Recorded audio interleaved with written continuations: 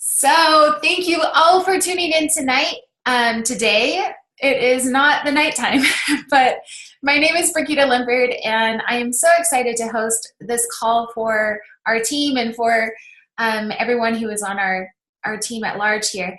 Um, Today, we're going to be talking about working during the summertime and working when you may be feeling a funk. And I determine a funk as in you're just not really feeling highly motivated. Maybe you're feeling a little depressed, not a full-blown depression, but just in a funk. You know, you're not feeling your very best. And so I do have some slides. I'll go ahead and open those up and kind of share some thoughts here with you guys. Now, I might refer to the summertime as a working mom because my reality is my kids are all at school during the day for the majority of the year, and I love it. I love when my kids are at home as well, but it's so much easier when they're gone during the day, and I can get in a rhythm, in a routine, and so everything shifts during summertime and my kids are home, and I'm wanting to be with them, and I'm wanting to make sure that I still build that momentum for my business. And I tend to attract people who are like me, right? So I hear from my coaches when I'm reaching out to them and I'm like, all right, how are you doing with your goals? How are you coming along? And it seems that there's a trend that people struggle during the summer break and they're trying to figure out how they can work this business and find their footing. And so I do just want to start off with that. And the first thing I just want to share with you guys is that there's a mind shift approach to this and realizing that this is a blessing and it's not an opportunity for you to feel guilty. You don't need to feel guilty that you're working. You don't need to feel guilty that you're not spending 100% of your time with your kids. I mean, really, before I was doing this work and I was at home with my kids, they weren't getting my attention 100% of the time anyways. And so I don't know, it's just a shift in realizing that this is not something to feel guilty for. You're not doing anything morally wrong. And I love in the book, Girl, Wash Your Face. I just finished reading that and I loved it. And I wish I had, I listen on Audible, so I don't have the book in front of me to quote Rachel in the way that she said it, but she pointed out how she would get asked questions from people of like, how do you travel so much as a working mom and not feel guilty? And she's like, why is it in our society that we would even ask that question? Because it implies that there's something to feel guilty for. And she's like, has anybody ever asked a man, oh man, it must be so hard for you. Do you feel guilty when you're at work that you're not at home with your children and you're working? And she's like, how come we can ask the women that, but we don't ask the men that? Like, there's something wrong in that. And I was just like, you're so right. Like, the men are not doing anything morally wrong by working, and neither are we as women. We just aren't. And so it's just not, I don't know. As women, I just think sometimes we are seeking out opportunities to feel guilty. And I want you to realize that it is such a blessing that you get to work this business at home and make it work for you and be excited and grateful about that instead of looking at it as an inconvenience that you're doing this career. The other thing that is just a key element to keep in mind as you're approaching summer is that it's all about the quality time. It's all about the quality time, and that is both in family time and in work time, okay? So yesterday is a great example of what my summers look like as a working mom with kids at home. So when I woke up, got my workout done, and took care of my personal development, had my shake, and then I promised my kids that I would play Beachbody Monopoly with them. It's their favorite game. It was a Successful Prize, I think, a couple years ago, and my kids just love it. And I promised them that time, so I sat down with them. We played for a whole hour. I didn't have my phone with me. It was just that quality attention time with them. And they were like elated, you know, that They had my full 100% attention there. And then later on in the day, I took them to a park, a swim park with their friends, and let them kind of just go swimming and had the lifeguards kind of watching over them. And I brought a pen and paper and I made my notes for this call and kind of sat down and thought of what I was going to do. And then throughout the day, and so I looked at that as that was my undivided quality time with my family at the beginning of the day, and my quality time working my business where it was undivided. And then when my kids went to bed, you know, I had another hour there where I sat down and made some coherent sentences in my challenge group and commented on my customers' posts and their comments for checking in. And that was my quality time. And here's the thing is, you're going to have some divided time where you are multitasking essentially, and you may be like picking up your phone, working for 5 minutes, 10 minutes, responding to a couple messages, putting it down, making lunch for your kids, picking your phone back up and making a post or whatever. And here's the thing is, you're going to have both. Okay, so you're going to have the divided time, and then you're going to have time where it's quality. If you're on your phone, just be aware as you draw on the screen, we can all see it. Yes, one of the things I've learned over the years. But anyways, just don't let it all be divided time. For your own sanity, if you are constantly doing 5 minutes here and 5 minutes there, and you don't have a chunk of time where you're just sitting down and giving it a quality time with your kids, quality time with your work, then that's when you're going to feel a little scattered. And that's when you're going to feel like, oh my gosh, I'm kind of going around in circles. And so it's a blessing that you can do that, and that will be part of it. But know that there's going to be a beautiful mix of both. And that's where it works. And that's where it all flows together. But in this, you guys, you do need to make a plan. When someone is flying by the seat of their pants, I can assure you they are stressed out. And I love how Melanie Mitro has pointed out in some of her calls and trainings that if you are feeling stressed, then it just shows that you're not managing your time well, you know, and that's just a reflection of not making a plan. And yes, you can be flexible and you can move things around, but you still need to be prepared. And I'm going to share with you guys later on some of the things that I do here. And I actually think it's the next screen. Yes, power pockets is how I am managing my time. This is what works for me because I'll be honest, I'm a little scatterbrained and I don't like sitting at my desk for a long period of time.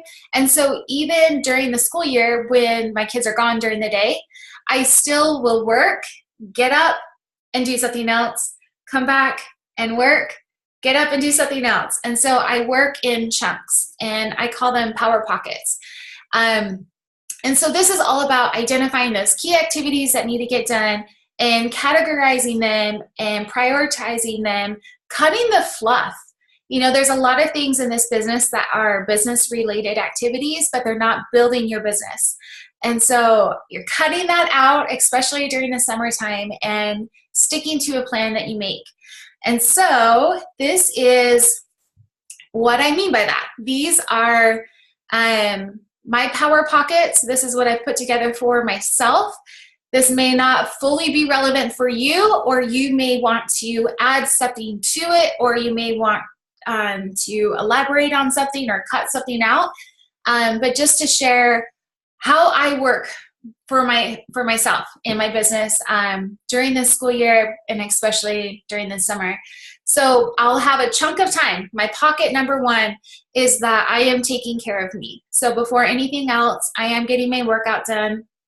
I'm having my shake and I'm spending time doing my personal development. And that looks like my morning gratitude. I've got a little morning 5-minute journal where, what is it? Is that what it's called? It's in my other room. But you sit down and you list out things that you're grateful for and write some positive affirmations. And I read a few pages from my book. Right now I've got one, it's called Unf Yourself. And that's what I'm reading from as a hard copy book. And then I will listen to personal development while I'm getting ready in the morning. So I have not done that part of it yet because I haven't gotten ready yet. But I love listening to the Life Coach School on podcast and listening to audiobooks. And so if you don't have an Audible subscription, I'll tell you it's so worth it. I can get through books so much quicker on Audible than it takes to sit down and read it. But that's pocket one. So that always happens every day. Pocket two is where I make a social media post. For me personally, I am focusing on Instagram, especially Insta stories. I think that makes this business easier than it's ever been before by working those Instagram stories. And so if you're not taking advantage of that, I would encourage you to check it out and play around with it. But my pocket number two is me putting together some stories that are highlighting my workout, and I will make an Instagram post. Many times I will share it over to Facebook, but yeah, Facebook is not my focus right now. I'm over on Instagram. Now with this, don't overthink it. Just share about your workout, share about your day, share about your business, your family. Just get something up and talk about it. Okay. And then if you need to go do something else, you go do something else, and then you come back. Your pocket three is, for me, I'm getting my invites done. I love inviting on Instagram stories. I think it's really quick. It's really easy. And I, especially during the summer, heavily rely on that.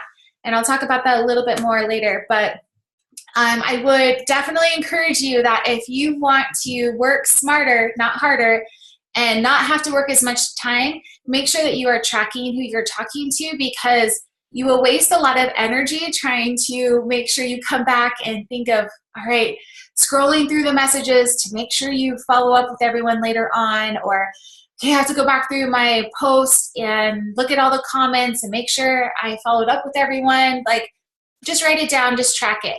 It doesn't have to be anything fancy. For the first couple years of my business, I just used a composition book and just wrote on it and scribbled names out and crossed things off, took notes next to people's names. It was nothing fancy. At this point, I do the Google spreadsheets, and I have one Google spreadsheet, and then I just have tabs along the bottom where a tab may be for my Instagram stories. Another tab is people who have shown interest in 2B mindset. I do have a tab for Lift 4 now, as I've started talking about that and have people engaging with that. I have a tab for coach invites and a tab for follow-ups of people who have told me that they're interested. I tend to get the reason of, okay, I'm finishing up school, but once I'm done with this really hard semester, then I want to do it. I put them on that tab for follow-ups. Or someone who says, well, I'm pregnant right now, last 3 months, I don't want to start anything right now, follow up with me in 5 months. So essentially follow-ups of people who are saying yes, but not right now. And then I have my master list of follow-ups of people who have said no, that I'm not going to just, throw them off a cliff and ignore them for the rest of my life. So those are my tabs along the bottom, and I just track who I'm talking to as far as people in the invite conversation. In this, I get this question, so I'll go ahead and answer it here, but I do not put every single person that I'm following on a list there. Like, that master list is just for people in the invitation flow. I do think it's good to have a lead list, though, of people that that you want to talk to, or people who are just on your radar that would be a great customer coach that maybe you haven't reached out to yet, especially as you're starting in the business. Creating that lead list is a good idea. All right, pocket 4. I'm checking into my challenge group. I'm commenting on the post. I'm reaching out to people who are ghost. Those are people who maybe have gone absent in the group and have not checked in for the last couple days. I'm also ensuring that all of my posts are scheduled in the group. At this point, I am no longer using Hootsuite or Postcron or any of that. I am personally doing my groups in Facebook, and I just schedule the post right in there. If you are using the app, you can schedule the post right in there as well. I like to have at least a couple weeks in advance done, just scheduled out, and it's just, I know that I don't have to worry about it. So it's not like I'm scheduling it out the night before, but I would encourage you to schedule them so you're not waking up at 5 a.m. and rushing to your computer to make a post in your challenge group, okay?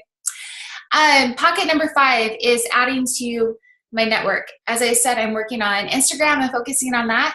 And I will tell you guys, this last month, I experimented with a website that I had heard about from a couple other coaches. It's called STEM Social. Do not type in stemsocial.com. I believe it's a porn site from what I've heard. So I can post the link in the team page. I think it's stemsocial dot something else. And so I can let you know. But I'm actually really impressed. And so I've been using it, and I really like it. It's going really well. I was doing essentially the exact same thing myself beforehand, where I was going to big accounts on Instagram and looking at their follower list. And if I felt that this account matched me, and so that people who were following this account would be in my avatar, I would click to follow at least 25 people a day and engage on their post. Like their post, comment on a post, and just show interest in them. And I would get about half of those people who would follow me back eventually. And so I was just using that to build my network. And STEM Social is doing that. It's just automated that. And so you kind of type in, all right, here's some big accounts. Big accounts meaning there's at least 100,000 followers that are following this account. And you feel that if someone's following this account, they're probably going to like you as well.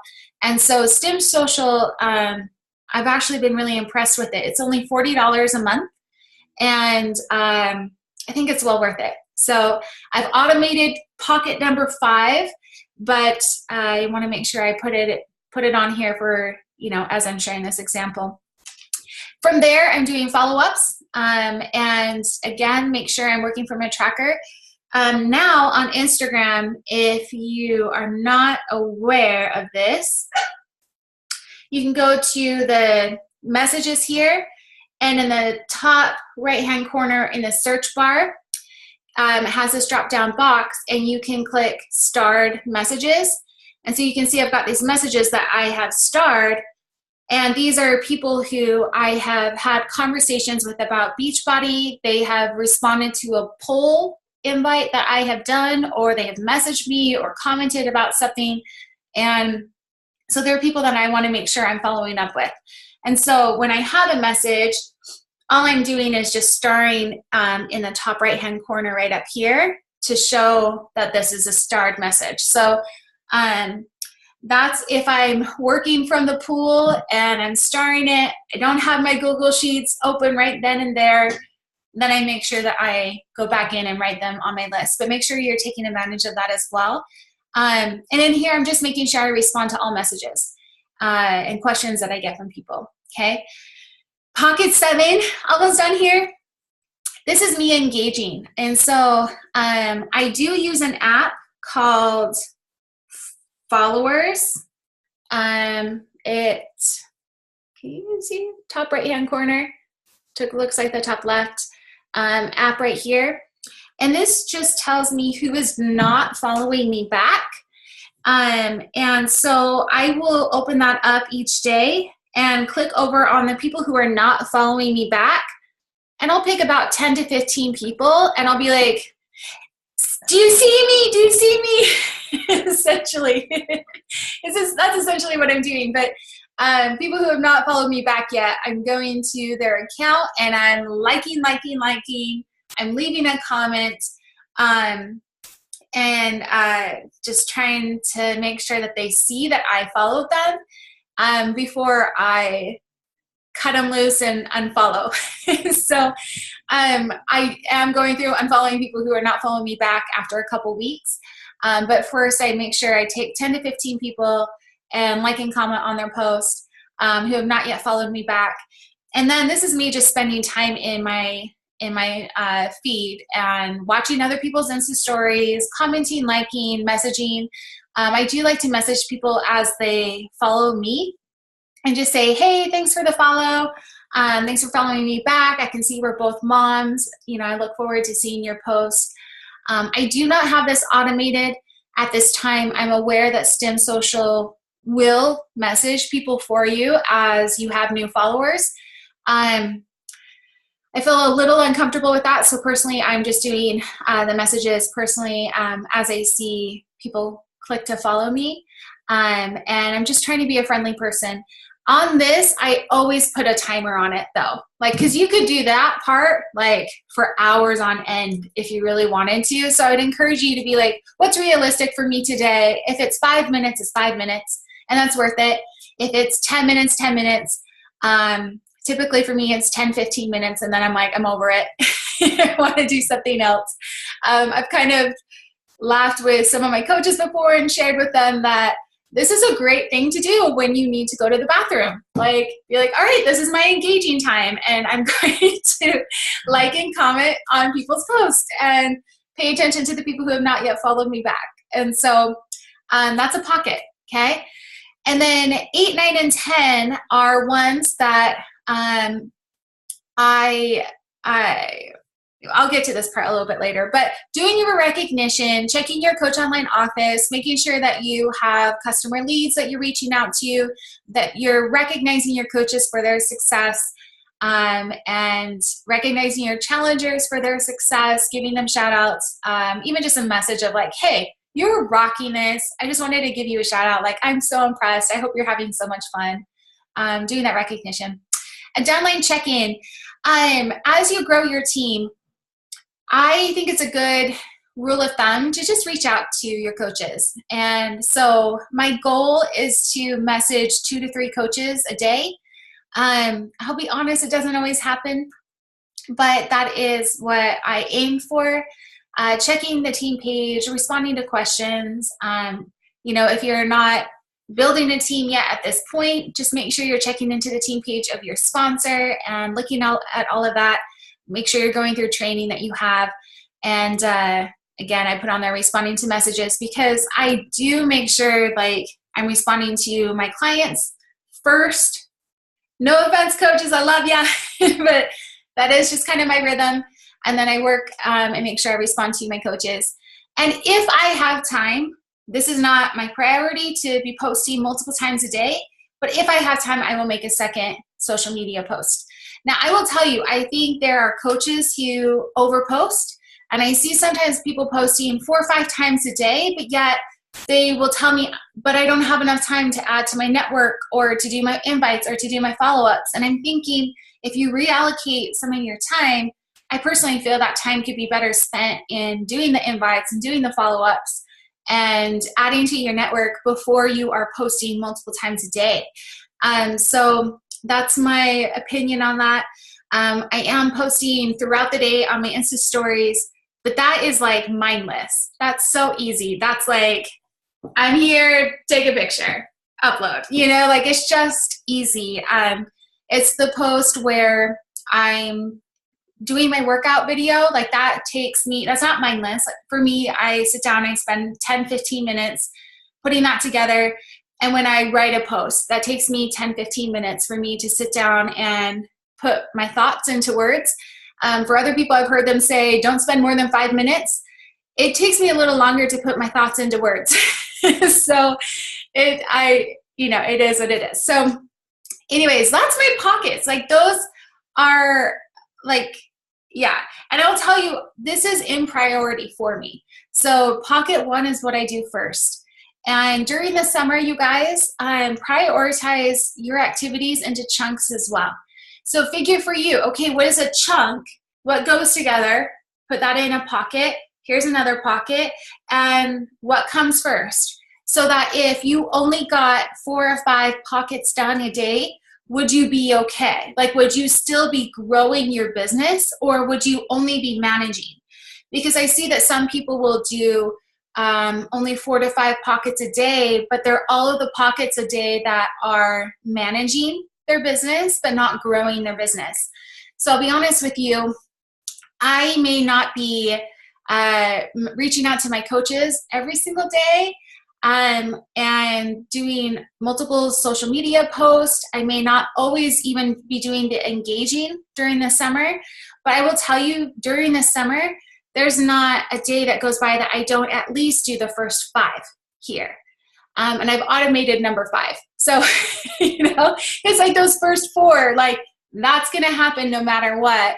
And if I don't get to my follow-ups, I don't get to my engaging, I'm going to catch up another day.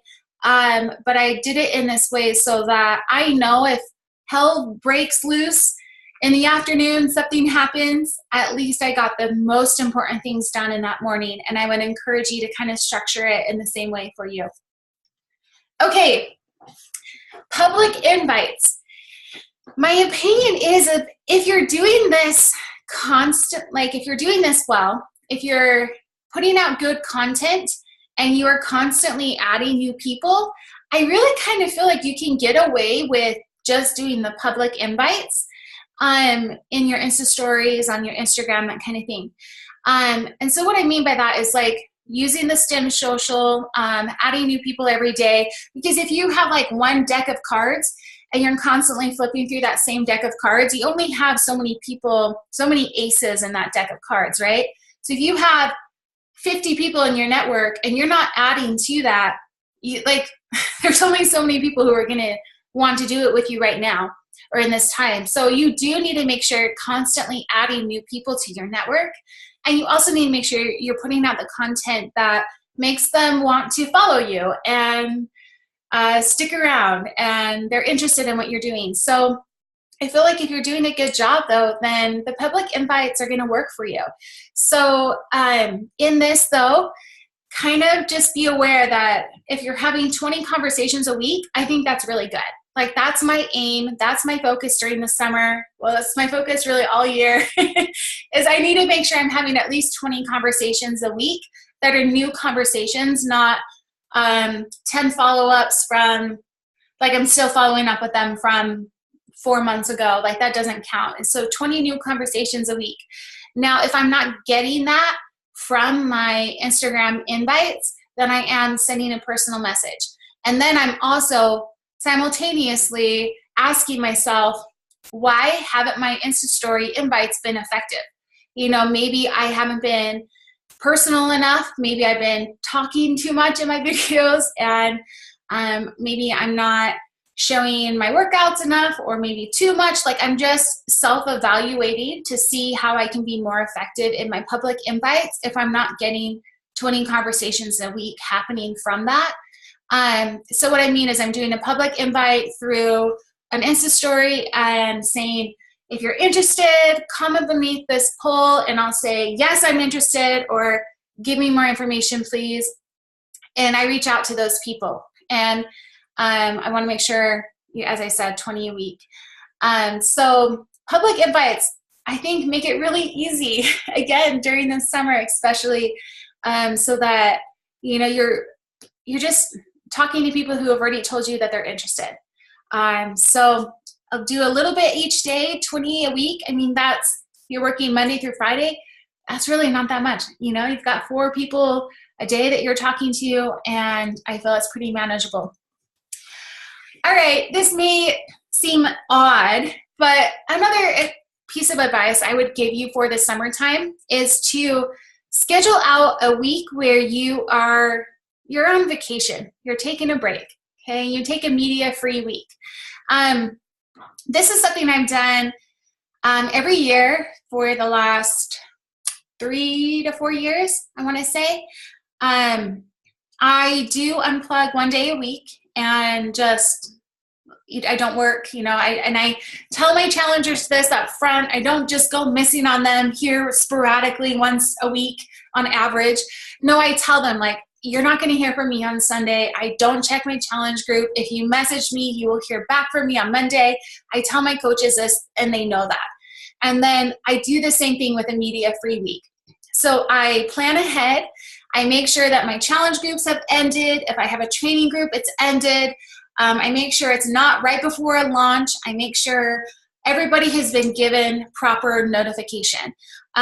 For everyone who's on my team right now, you can know that the first week of July is going to be my media-free week. I'm planning ahead for it now, and I'm going to be on vacation with my family up in Utah and Idaho, and I'm not going to be working, which means I'm not going to be posting. I'm not going to be checking into a challenge group, responding to messages, or anything like that.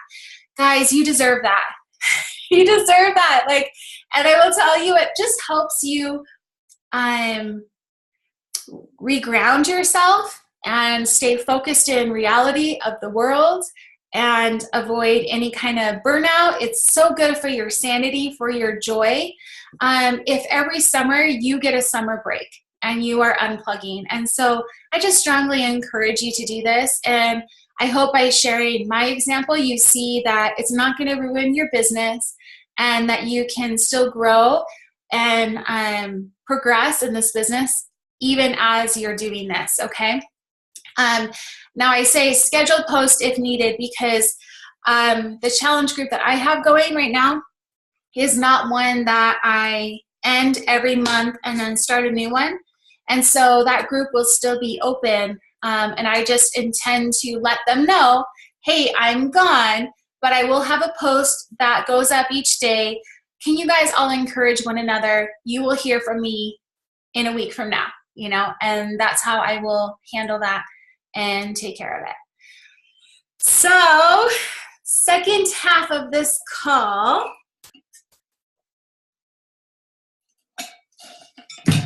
working through a funk, how you can handle this and it's just not completely shoot yourself in the foot if you're kind of struggling, and make sure that you keep on going.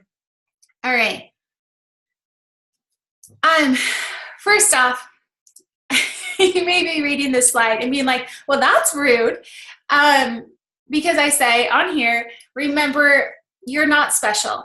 And I'm saying that in that it is so easy to think that you're special in your struggle and that you're the only one who ever struggles. You're the only one who has this hard time. And it's easy to just look at other people and be like, they've got their ish together. And how come I'm struggling? And how come it's hard for me at times? And I just don't feel like it. And how come, like, why can't I just be like that? Like, why can't I just have it be easy and just consistently show up? And why can't I just do that? And it's so easy to essentially add self-shaming to your funk. And it only makes the spiral go downward as you do that. And so I just want to encourage you to realize that you're not special in your struggle, and everybody does. Everybody struggles. Everybody has a funk at some point in this business or just in life, right? And it's not even just at some point, as in at one time, one special time, you're going to have a funk. No, like this will happen. Like this is life. Life is ups and downs. And if you're not expecting it, you're going to feel robbed, or you're going to feel like there's something wrong with you when you are struggling and you're feeling that funk. And so don't compare your shadows to other people's highlights, you know, and we work in social media. And so it's really easy to do that. You know, it's really easy to be like, I just really don't feel like working out. And that girl on Instagram is working out every single day because I see it. And why can't I just like get over myself? So please, please release the idea that this is something that makes you unique, because it's not. And hopefully that's encouraging for you to realize that, okay, somebody's figuring this out, which means there's hope. And there's a way for me to continue showing up even when I don't feel like it. And so realize that that is a possibility. And then as you realize that and you start asking yourself different questions of how could that be a possibility for me too? How is it possible for me to continue showing up even when I don't feel like it? Now, our brains are a really powerful thing because when we ask ourselves a question, our brain doesn't like to have a question go unanswered. And so your brain will start thinking of solutions if you ask your brain the right questions of like that, of how is it possible for me to continue showing up, when I don't feel like it? Or what ways can I show up and continue when I'm not really feeling the mojo? Now, another piece of advice I'm going to give you is to take a dump and laugh. And I don't mean take a dump like you may think I mean take a dump. But I mean like you have a lot going on in your head. Everybody does. And especially if you're feeling in a funk. You are all up in your head and you need to dump it out. Like you need to dump out everything that is bouncing around in your head and put it down to paper. Write it down or call a friend, talk to your husband, share everything that is on your mind. If you don't have anyone you can talk to, there is someone you can pay and they're called a therapist. And you've just got to do a brain dump and you just got to get it out. I will tell you that there is a literal energetic release when you do this, and that's such a good thing. And so I'm just here to tell you that if you're struggling and you're having a hard time, it is not going to work for you to just like put your blinders on and be like, it doesn't exist. And like try to just like, you got to acknowledge it. You got to deal with it. And by doing so, you will release it. And so you have to go through it. Okay. I will tell you that my husband is like the one that I talk to and I can just tell him and be like, listen, I just need you to listen. And I just feel like if I just tell him everything that's on my mind, everything that's stressing me out, even just how I feel, then it's like, it just releases it. I'm done. And I will tell you that one of the best things that you can do is laugh. Like find something to laugh at.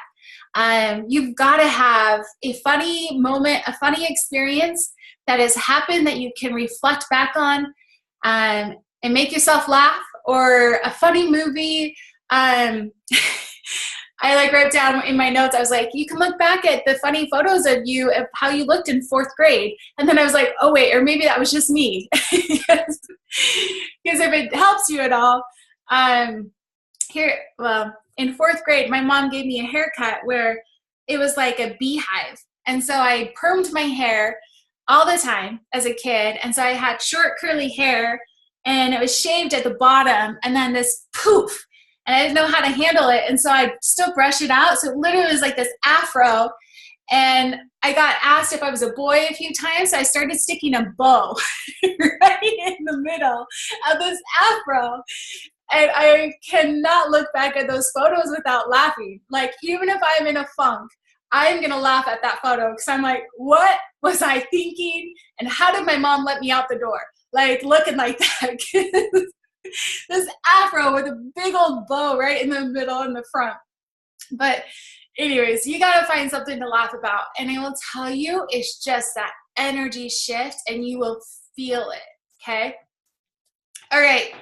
Another thing I want to share with you is that focus on those bare essentials.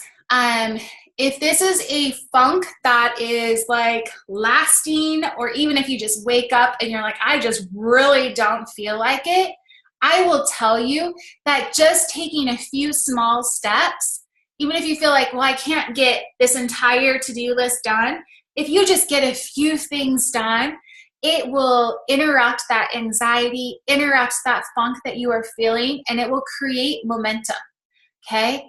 Because at every single action step that you take breeds confidence, and you will feel better and better about yourself, and before you know it, that ball is rolling. I can't tell you how many times I sit down and I'm not feeling like it. I don't always sit there and feel like working every single time, but I'm like, okay, but I know once I start checking into my challenge group, I love doing that. When I'm not feeling like it, I love checking into my challenge group as my small step to create momentum, because it is exciting for me to like look at that and see people checking in. And I'm thinking in my mind, these people are taking action because they trusted me. and they're doing this. And like, I remember that first conversation with this girl and how she was so nervous to do this. And now she's like the first one who checks in every day. And I'm so excited when I see her check in. And that feels really good. I don't know why I'm getting emotional about that. I'm just thinking of one particular girl right now in a challenge group, and she's doing so good. And I'm so happy for her. But I will tell you that like reminds me of why I'm doing this. And I'm like, okay, like now I feel that momentum to send the invite, because I don't know, maybe this girl's going to be the next Amy Cox, you know, like she's going to be the next one who's like all in. And I really feel like I could change this person's life for better, for the good, you know?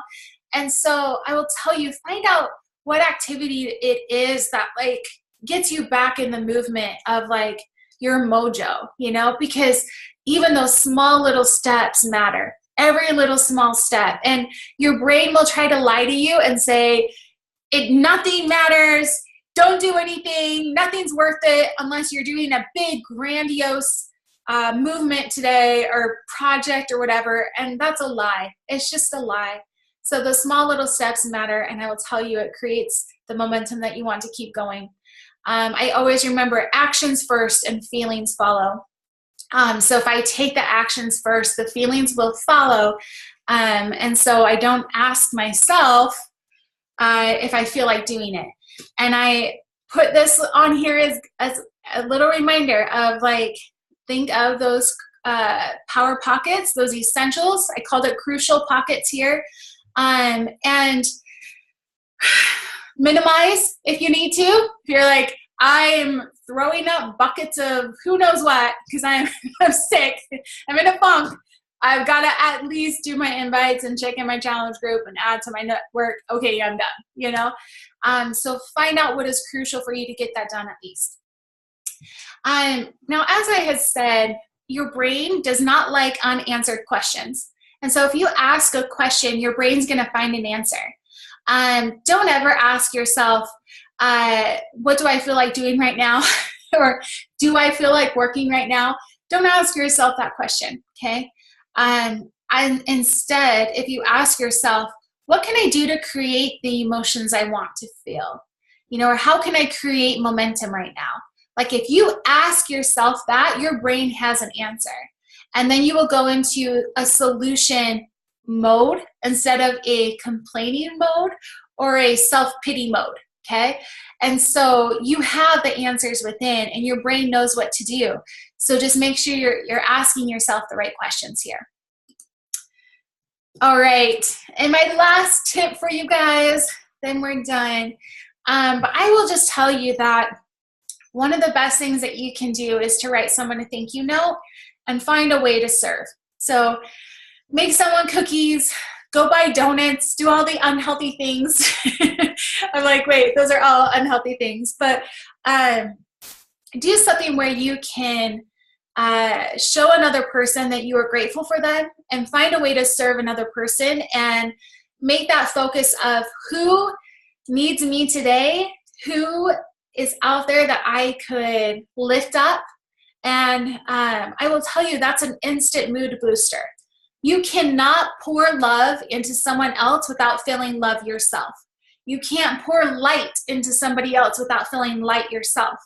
And I think that's probably why the whole checking into a challenge group first works for me, because in that I'm pouring into other people and trying to encourage them. And in that act of encouraging someone else, I feel encouraged. And I feel like, okay, yeah, I can do this. I got this. You know, after writing to someone else, you got this. Like, I believe in you. You can do this.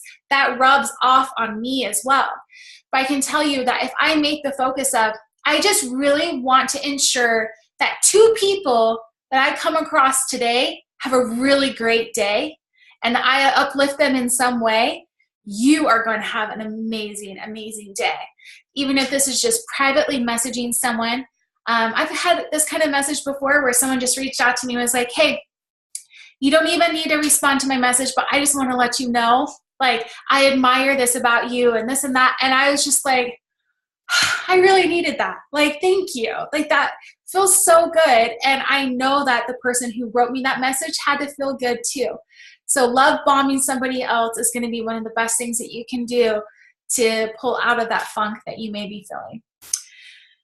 And with that, that's my advice for you guys in pulling out of a funk, in working and still creating momentum when you're feeling a funk, and having this business work for you as you are making it through the summer with kids at your feet. Or maybe that's your reality all the entire time. That was my reality as I started this business, and how I made it work. So thank you all for tuning in. Like, I know it's a busy time of year, and I really appreciate when you guys make the time to tune in. So thank you, and I will post the recording in the team page. Thanks, you guys.